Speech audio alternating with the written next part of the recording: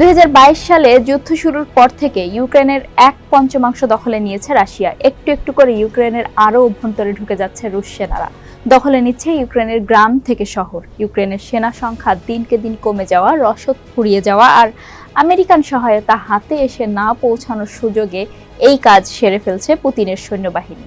সর্বশেষ গত মাসে ইউক্রেনের পূর্ব রণাঙ্গনের আরও 3টি গ্রাম থেকে পিছু হটে ইউক্রেনের সেনারা এবং এসব অঞ্চলে রুশ সেনাদের অবস্থান আরও দৃঢ় হয়। এবার তারা দখলে নিতে চাইছে খার্কিভ। শুক্রবার ভোর থেকে উত্তর পূর্ব ইউক্রেনের দ্বিতীয় বৃহত্তম শহর খার্কিভে হামলা চালাচ্ছে রুশ সেনারা। গতিশীল লড়াই ও ক্রমাগত ভারী গোলাবর্ষণের জন্য এই অঞ্চলের সুরক্ষা ব্যবস্থা দুর্বল হয়ে যাওয়ায় রুশদের অগ্রগতি আরও সহজ হয়েছে। চলুন জেনে নেই ইউক্রেনের রুশ অগ্রগতির সর্বশেষ পরিস্থিতি। কি করছেন এখন জেলেনস্কি? সঙ্গে আছি আমি রুকাইয়া জহির।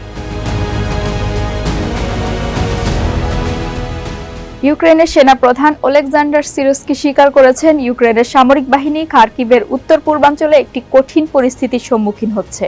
সেখানে রুশ বাহিনী অগ্রসর হওয়ার কারণে আরও হাজার হাজার মানুষ তাদের বাড়িঘর ছেড়ে পালিয়েছে। 12 মে টেলিগ্রামে সিরস্কি লিখেছেন, এই সপ্তাহে খার্কিভ অঞ্চলের পরিস্থিতি উল্লেখযোগ্যভাবে খারাপ হয়েছে। রাশিয়ান ফেডারেশনের সাথে রাজ্য সীমান্ত বরাবর সীমান্তবর্তী এলাকায় যুদ্ধ চলছে। পরিস্থিতি কঠিন এবং রুশ সেনারা কিছু এলাকায় আংশিক সাফল্য অর্জন করেছে স্বীকার করে তিনি বলেছেন, ইউক্রেনের প্রতিরক্ষা বাহিনী প্রতিরক্ষামূলক লাইন ও অবস্থান ধরে রাখার জন্য যথাসাধ্য চেষ্টা করছে। তীব্র যুদ্ধের মধ্যেই ইউক্রেন কমপক্ষে একটি সামরিক ইউনিট প্রত্যাহার করতে বাধ্য হয়েছে। রুশ সীমান্তবর্তী ইউক্রেনের কম সুরক্ষিত অঞ্চলের দখল নিচ্ছে রুশ বাহিনী।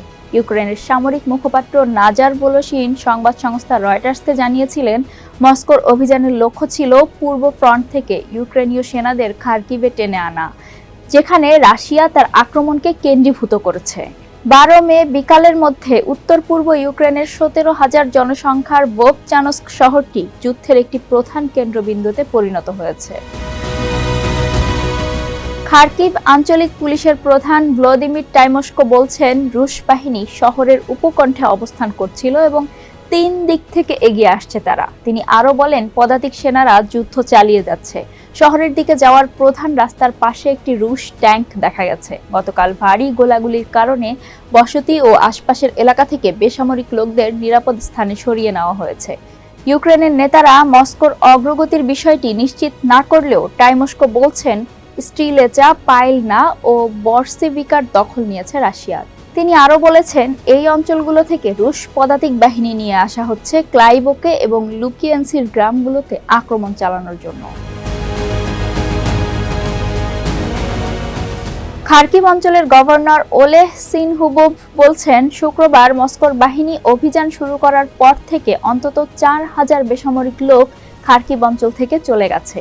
তিনি সামাজিক যোগাযোগ মাধ্যমে জানিয়েছেন, রবিবার উত্তর পূর্ব ফ্রন্টলাইনে প্রচণ্ড লড়াই শুরু হওয়ার পর রুশ বাহিনী 24 ঘন্টার মধ্যে 27টি বসতি আক্রমণ করেছে। ইউক্রেনীয় সেনারা বলছেন, ক্রেমলিন পুরাতন রুশ কৌশল ব্যবহার করে আগুন লাগিয়ে ও পদাতিক আক্রমণ চালিয়ে তাদের ক্লান্ত করার চেষ্টা করছে। ইউক্রেনের প্রেসিডেন্ট ভ্লাদিমির জেলেনস্কি রবিবার বলেছিলেন, এই অঞ্চলের কিছু অংশ জুড়ে তীব্র যুদ্ধ চলছে। ইউক্রেনের প্রতিরক্ষাকে বিভ্রান্ত ও দুর্বল করার চেষ্টা থেকেই এই আক্রমণ চালানো হয়েছে।